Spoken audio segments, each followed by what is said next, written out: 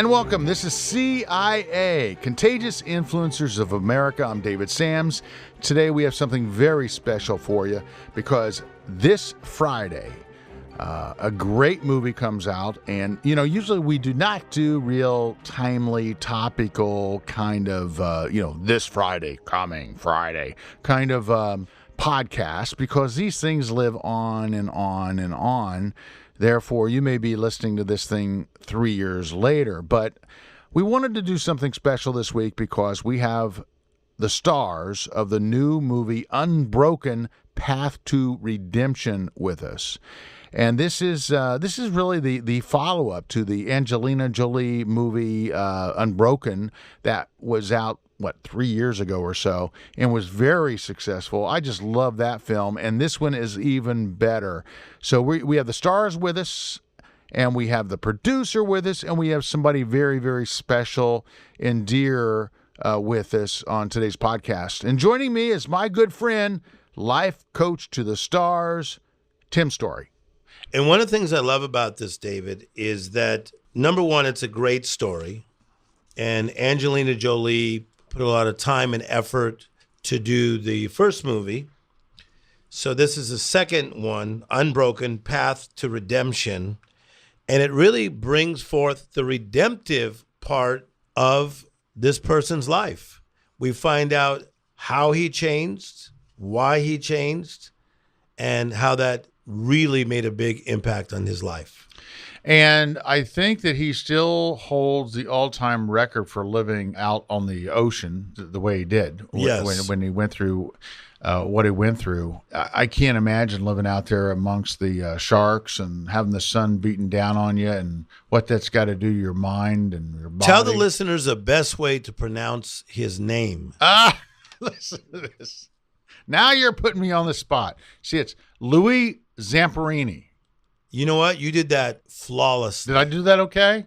So I got it right. Yeah. Zamperini, right? Yes. He sounds like he should be in a circus. You know, the guy the Zamperini brothers. They're okay. All right. So we're talking about this amazing movie. One of the taglines about the movie is when the war ended, his battle began. Well, I think that's the case for so many of our service people who have been through hell and come home. You know, I have a lot of friends who were in Vietnam and they still aren't over it.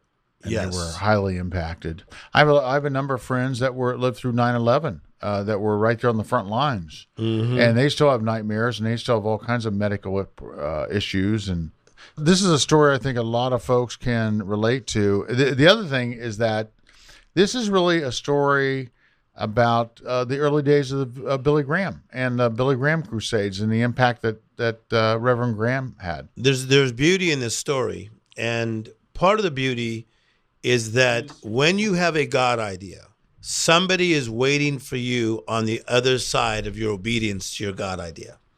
Because the backstory on Billy Graham, right?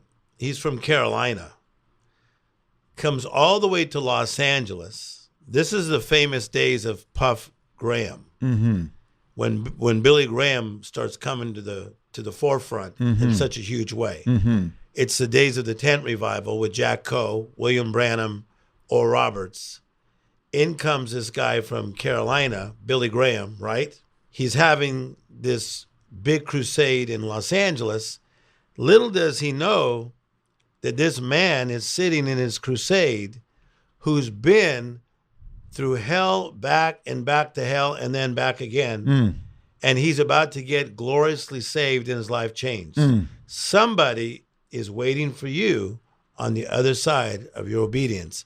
Billy Graham was obedient to go to L.A., have a crusade, change this man's life. So from the film Unbroken, Path to Redemption, here is my interview that I recently did with star Samuel Hunt. Yep. Not the singer, not Sam Hunt. This great young actor, very handsome. And Merritt Patterson. They are magical together. Yes, they look great on screen and did a phenomenal job. And then, of course, we'll have the producer, Matt Baer, stop by and get his insight. Because, you know, he is the guy. that kept this project going for a long, long time. You know, if you're going to be in Hollywood and you're going to be a producer, a lot of people think that, hey, you walk into an office and you get a deal done, right? And all of a sudden you go make a movie because it's a good idea. What people don't realize is that some of the best movies ever made took decades.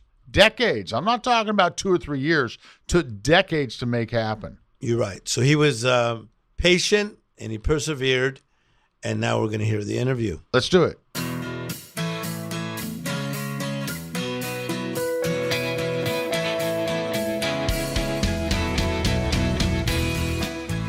Merritt and Sam, welcome. Thank you. Hi. And do you go by Sam or Samuel? Sam's fine. Yeah. Sam, okay. Yeah. By the way, I saw Sam Hunt last weekend, Did you really? the country singer. I'm so jealous. That was really one of my highlights of this whole experience. Is walking into the audition and seeing Merritt be like, Sam, oh, you're not Sam Hunt. So how did the two of you come across or get involved with this film? First of all, did you see the original before you were Yes. called in? Mm-hmm. Yeah, and I read the book. I read the book a number of years ago, and I was a huge fan of the book. Yeah. I remember pushing it on my dad to read, pushing it on a number of people. I was like, you have to read it. It's definitely a pusher book. Such an incredible story. Yeah. So yeah, I had read the book and seen the movie. Yeah. I'd seen the movie. I hadn't read the book yet, but that was one of the really nice highlights of doing this project, actually, was reading the book and just getting a much better understanding of who, he was, because I was very intrigued by it from the first film. I was a really big fan of the film, and I thought Jack O'Connell was great in the part and just everything about it. I mean, obviously the story is what the story is, but getting to learn more about that in the process of reading the book and preparing for the role was really enjoyable. So we're talking about Unbroken Path to Redemption. It's the follow-up to the original Unbroken, right? Yeah. What is the difference between this film and the previous film? Well, I mean, this picks up. Yeah, for starters, you're picking up at a different point in his life, and so the survival aspect of it is very real. Give our listeners an overview of his story. Sure. So Louis Zamperini, he was born and raised in Torrance, California, and then he was a troublemaker by nature, and then his brother basically convinced the track team at their high school to take him on. And he convinced Lou by saying, hey, instead of running away from the cops, why don't you, run away from a flag, and beat some people and get kind of your energy out that way. And so Lou jumped in head first. And then at 19, he was selected for the Olympic team. He broke the national high school record for the mile. I think it was the mile time. Yeah. And I'm just an incredible, incredible athlete. And one of my favorite anecdotes actually about his experience was he was on the boat going from the United States to Germany because he went to the German Olympics, and he basically ate himself out of shape because he had never been in a situation where he was given so much free food.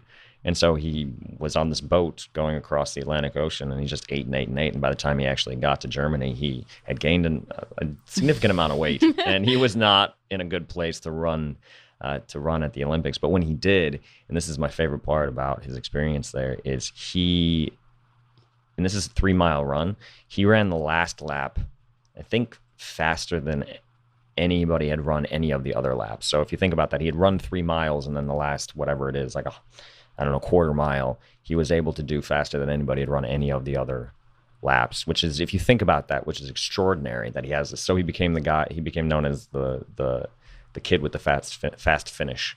But anyway, so from there, he continued to run, and then he joined up in the military. World War II started happening, and he was in a bomber that went down at sea as they were on a rescue mission, oddly enough, looking for another plane that had crashed.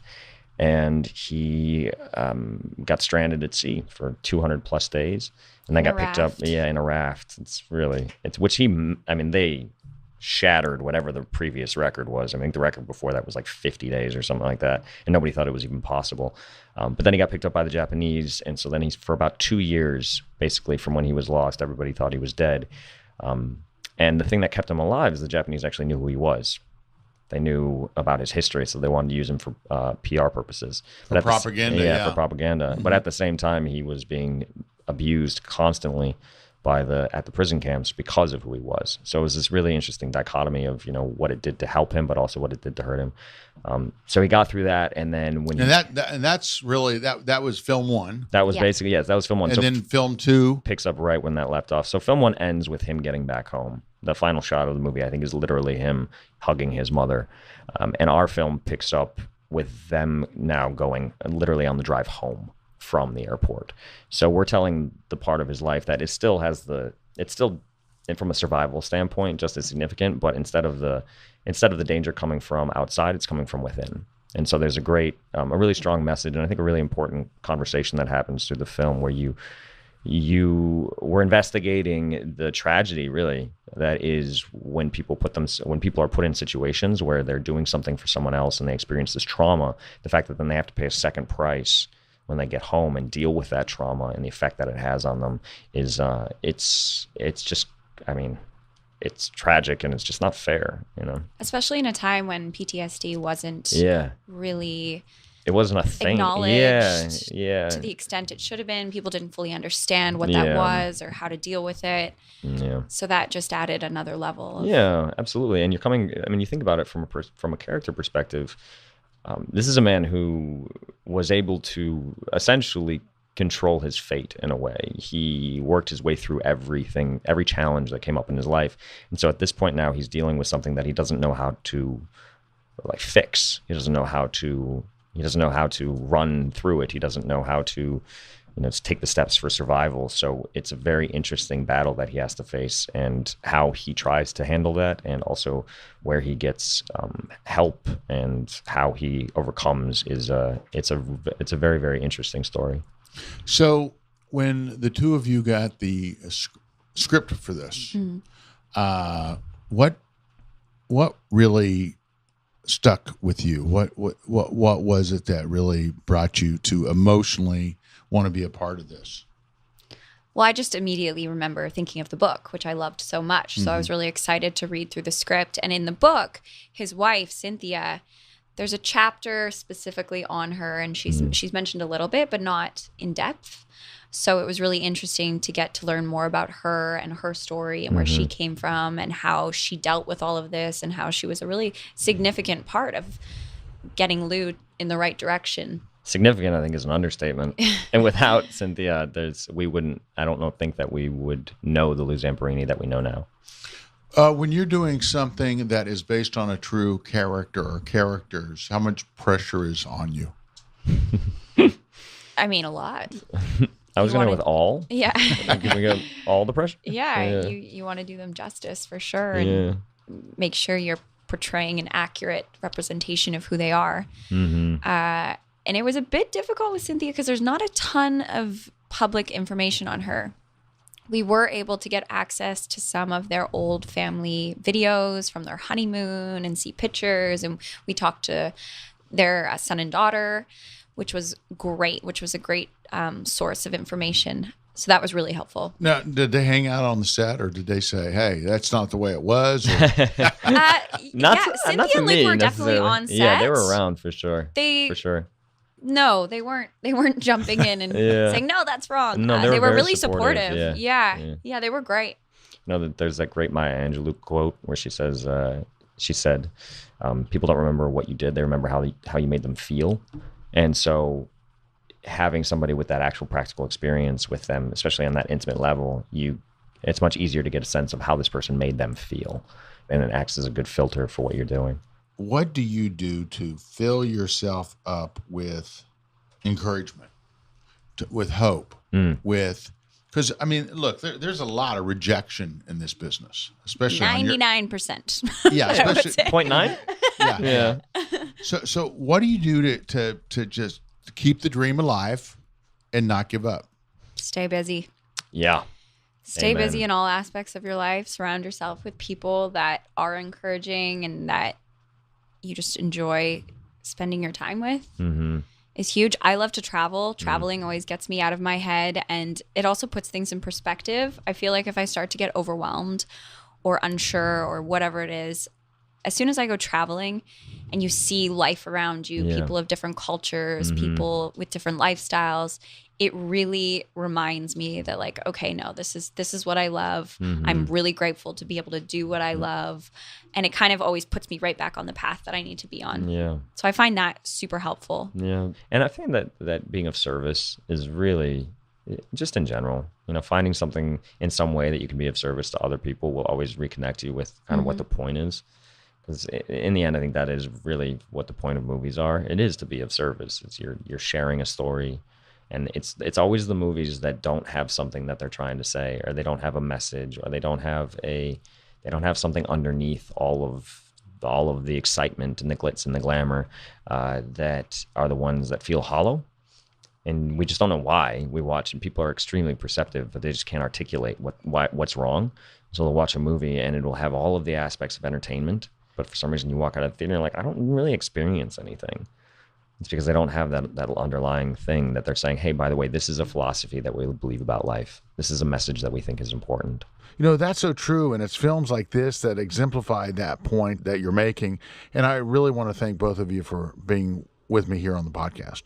We appreciate that, sir. Thank you. Now, coming up next, a special treat. We're going to take you under the hood of Unbroken: Path to Redemption with its producer, Matt Baer.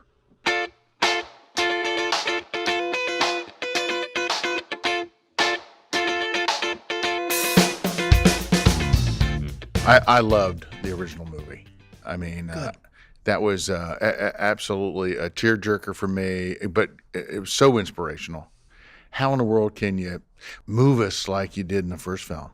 It is a fantastic story. Louis Zamperini's life was remarkable, and as a filmmaker, Louis Zamperini's story is an embarrassment of riches in terms of having scenes, characters, themes that go on and on and on.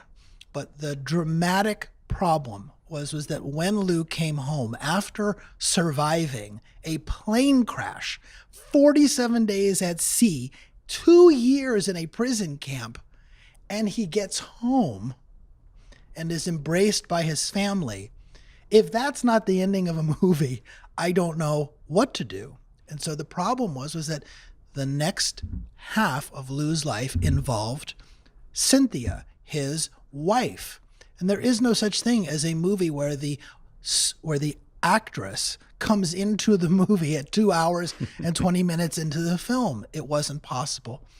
And also, we did not want to do the power of what happens to him with Billy Graham in a way that was going to feel rushed, because we would have been faced with the same criticism of people being disappointed that they didn't see that part of the film. And I would rather take the heat for people being disappointed versus them being angry that it was done the wrong way. And most importantly, Louis Zamperini was okay with the fact that the film was going to end where it did. I had hoped that the movie would be successful enough that we would be able to do the second half of his story. And fortunately, that's now happened. Let's back up just a little bit. How in the world do you keep your wits about you, and do you keep the fire going to make something happen over a span of 20 years? I mean, that is a big chunk of your life. That's a big commitment. Yes.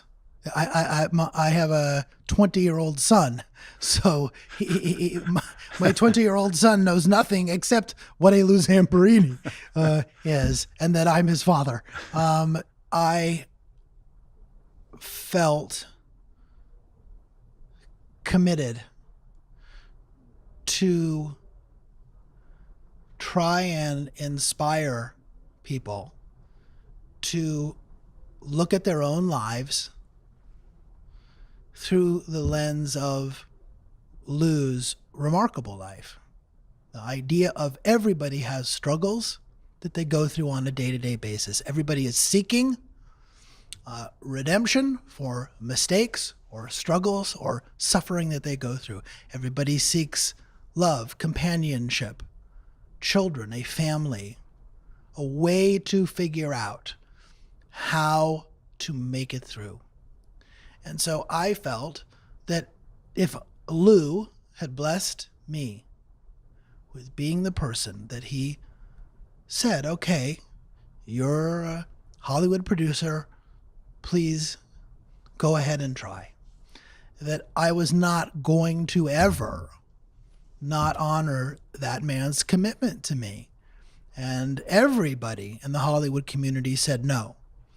Long before the book was done, I had worked on the film, trying to get the film made for, as I said, since 1998. And the book came out, I think it was 5 years ago. And so there was a lot of people saying no. But if a producer is worth the name, then you have to stick to what it is that you want to believe in. And in this case, I felt I'm not going to have an opportunity like this again, to have a story that I know in my creative gut and my heart would impact people. And so that's what kept me going. And there just was no choice. I was not going to give up. When you decided to do the second film, there was a very definitive heart of the story that's really something that is very special about the Unbroken Path to Redemption. What is that? There were two men that came together in a remarkable way, and that's Louis Zamperini and Billy Graham. And both men had many things in common. They were the similar age in very different places at the time that they met. And the idea of these two historic figures to be entering each other's lives and changing each other's lives is an amazing, amazing miracle of being able to say, okay, at the time where Louis Zamperini was at his absolute lowest, remembering finally the promise that he had made to God on the life raft during one of the horrible storms, where he had said, if you save me, I will seek you and serve you forever. And during the portion of his life where he was struggling, he did not remember that promise. When he was at Billy Graham's revival in 1949, the words of Billy Graham reminded him of that promise, and he was saved. And as a result of that, the nightmares that he was having as a victim of post-traumatic stress disorder finally vanished. And so the reason to tell that story is pretty clear. And the second reason to tell the story is that it's a wonderful romance between two young people at the beginning of their lives. Cynthia Zamperini had no idea what she was in store for when she married who she thought was a grounded war hero. And she ended up in a relationship with a man who was tortured by his past. And the fact that the two of them were able to get through that kind of depth of despair, though that's the reason to make the film, is being able to say, this is a remarkable true story that feels like you could have created it, but it's the truth. And you have someone very special playing Billy Graham.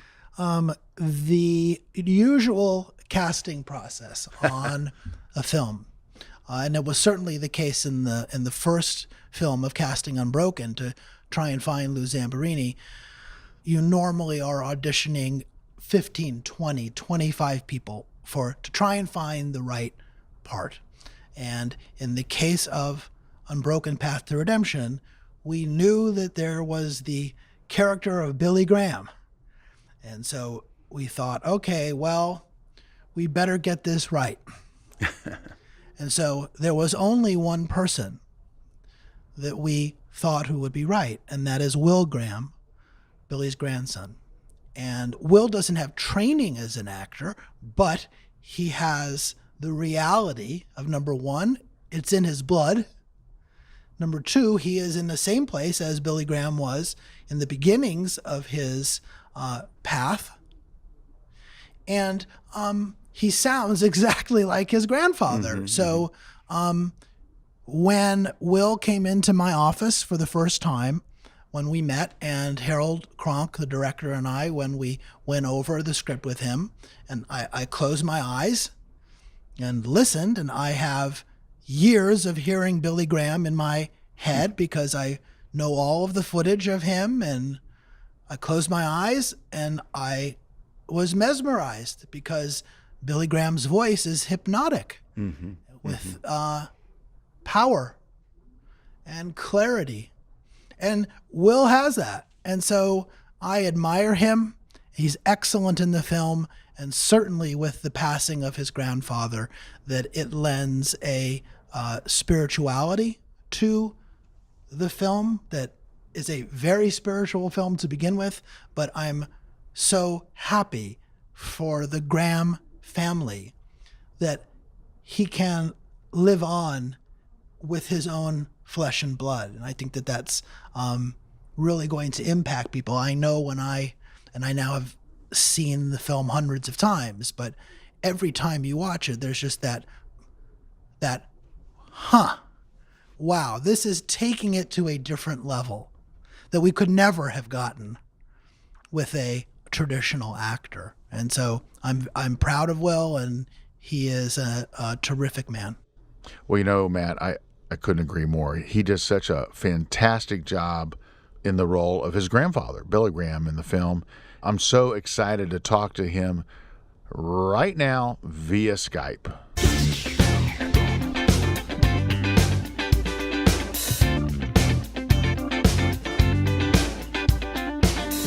And with us here on CIA, Contagious Influencers of America, we have via Skype Will Graham, the grandson of the late Reverend Billy Graham. And Will actually plays his granddad in this film. And Will, as producer Matt Baer was just telling me, you had some reservations about doing this role. Why is that? One of the reasons I was unsure about is because my granddaddy ran away from being an actor. When I say that, after the 1949 crusade in Los Angeles, in real life, he had movie deals popping up on his plate all the time. People wanted him to come and play in the movies and, be a major star because, he was tall, he was good looking, a great speaker, very emanated, all these things that they were looking for an actor that he kind of had. But my granddaddy turned them all down because he said, I got a more important job, and that's to tell people about Jesus Christ. But at the same time, he knew the power of it, so that even his own ministry would make movies later on. But it was very humbling. I remember preaching those nights, and when I was preaching those nights, it was just kind of neat to be there in California preaching that same message my granddaddy preached in 1949. So it was a wonderful privilege. It was a great experience, and part of me says, I hope I never do it again, though. Now, did you ever get to meet Louis Zamperini? No. I wish I had. He did come up to see my grandfather when he was doing his book tour, and he came by to the Billy Graham Library in Charlotte to, sign books for the public as they came in. And so right before then, he came up to see my granddaddy. The first time they'd seen each other in a long time. They had corresponded a number of times. They knew, they were friends. I don't want to say they were the best of friends, but they were very good friends. My grandfather wouldn't talk about Louis Zamperini all that much. He didn't talk about anybody that much except Jesus, in all fairness. He never saw the movie. He knew that I was making the movie, and so people saying, well, that's too bad he didn't get to see it. And I was like, well, you got to remember what we're seeing in the movie. He actually lived, and he may be real critical if he saw, that's not what happened. It happened like this, or it happened like that.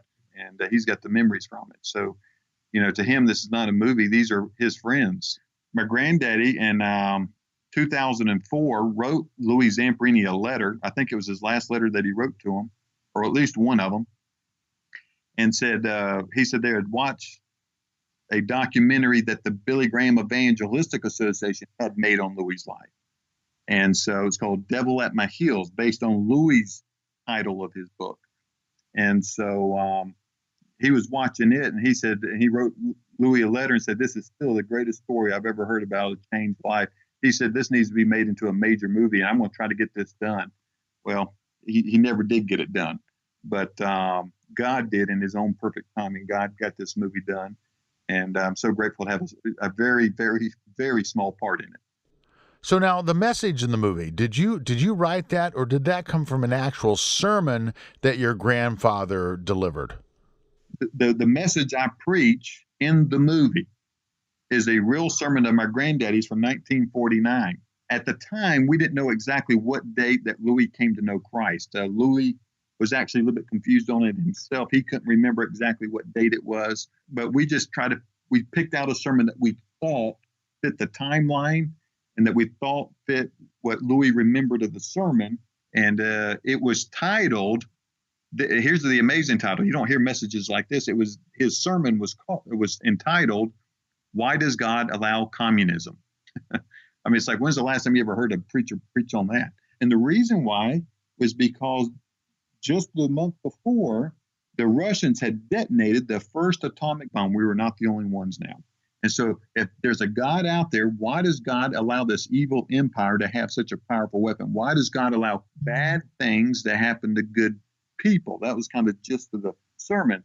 Thus, the reason it hit Louis so hard, because he was mad because God allowed bad things to happen to him, and he thought he was a pretty good person. And that's what one of the lines in the movie is that he says, God and I, we are not on speaking terms. We're enemies. And so many people feel like that today. There's no difference. It's 60, 70 years later, but that pain and suffering is still there. And people still have those same questions. And that's what's so beautiful about the gospel. And God can still use this same message to reach into people's hearts today. Now, what about Louis' relationship with Cynthia and her role in his life? I mean, his path to redemption was really ugly at times, and incredibly, she never left him.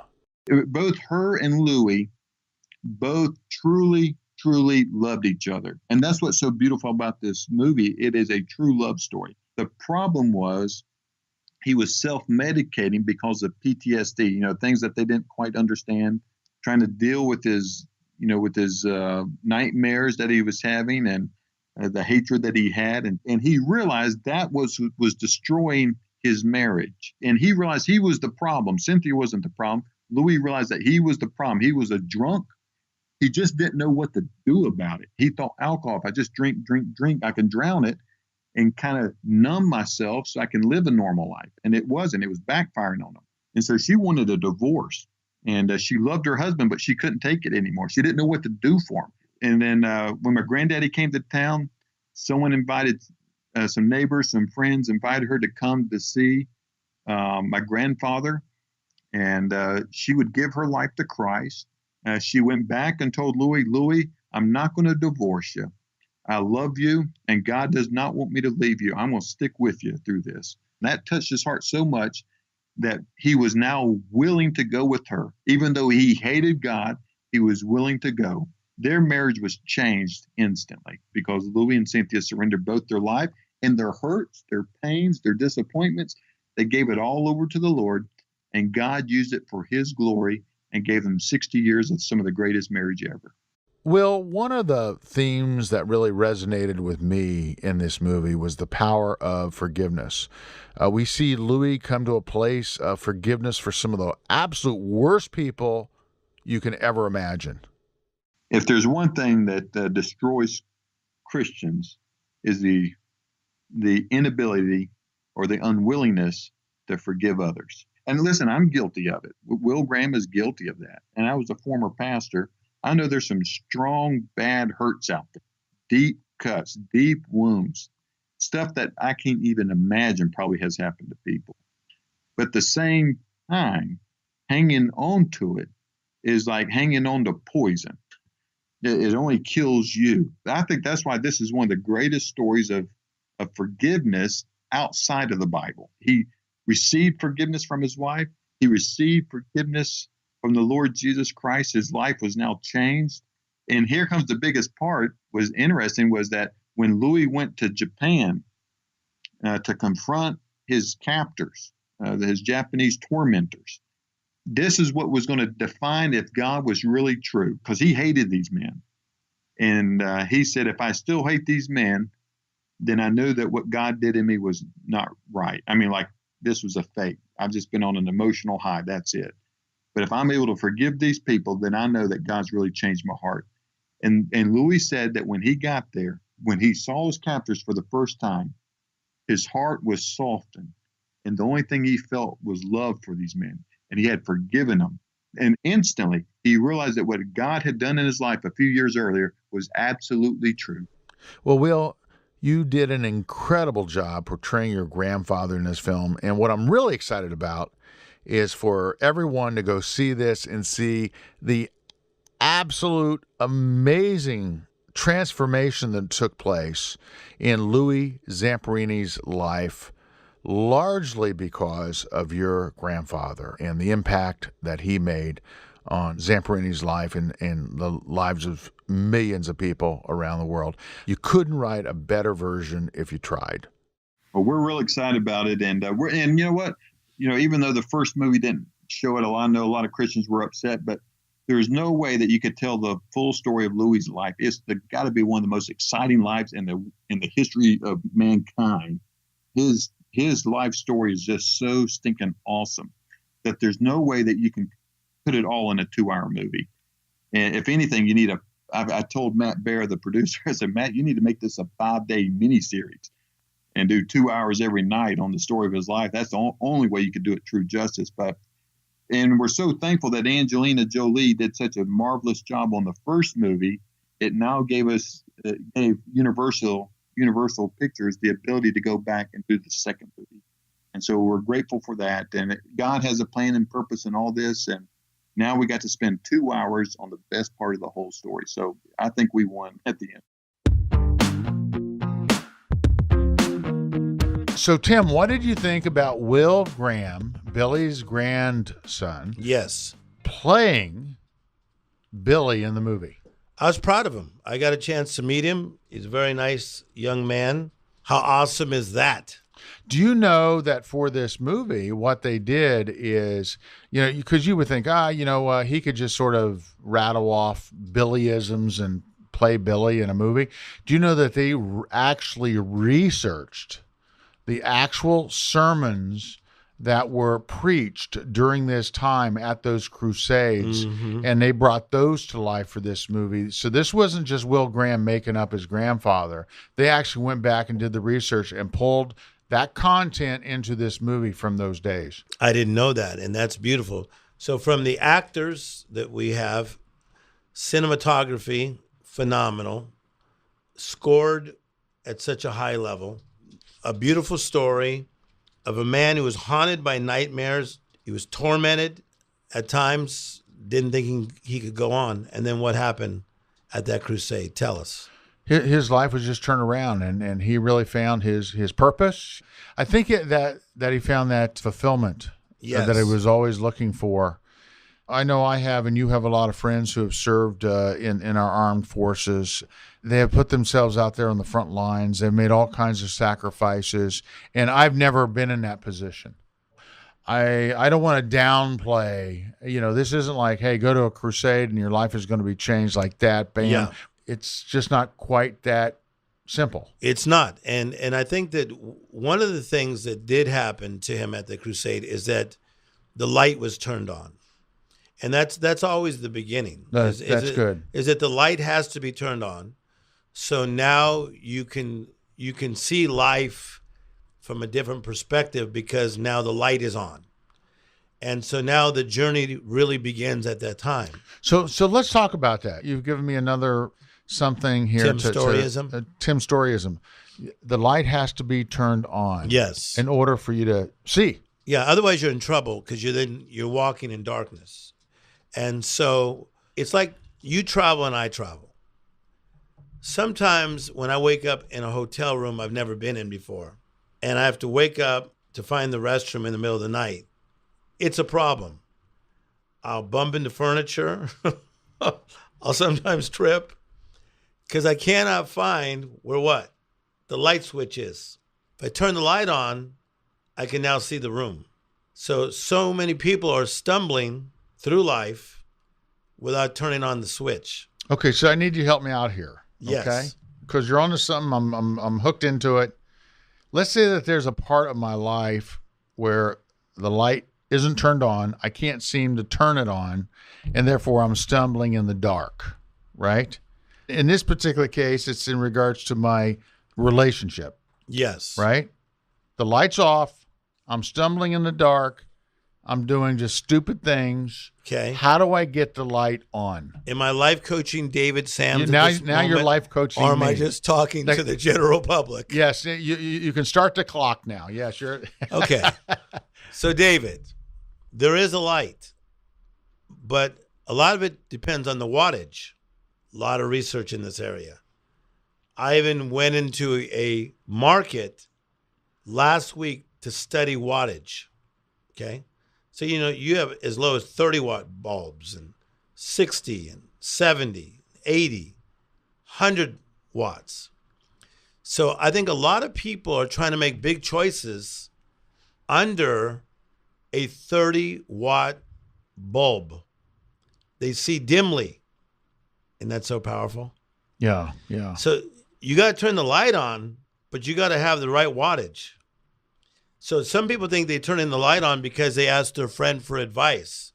You know what? You just asked a 40 watt person for advice on your marriage. Mm-hmm, That's not good. Mm-hmm. You better find somebody that's at least at 80 watts when you are looking for the right kind of answers. Mm-hmm. Because you're looking for clarity. You're looking to be able to see everything in living color. Mm-hmm. Mm-hmm. And that's happened in your life before. Mm-hmm. I think that some of the choices that you've made in your life that we've talked about Mm-hmm. on air and off the air, would you admit there were times that your light was dim when you made the choice? Oh yeah, it was definitely lights out for me. Yes, Okay. many times. You couldn't see clearly. Couldn't see clearer. I've been there too. And what lowers the wattage? People that were around, Mm-hmm. okay? Mm-hmm. Influences, Mm-hmm. things that we watch, things that we hear.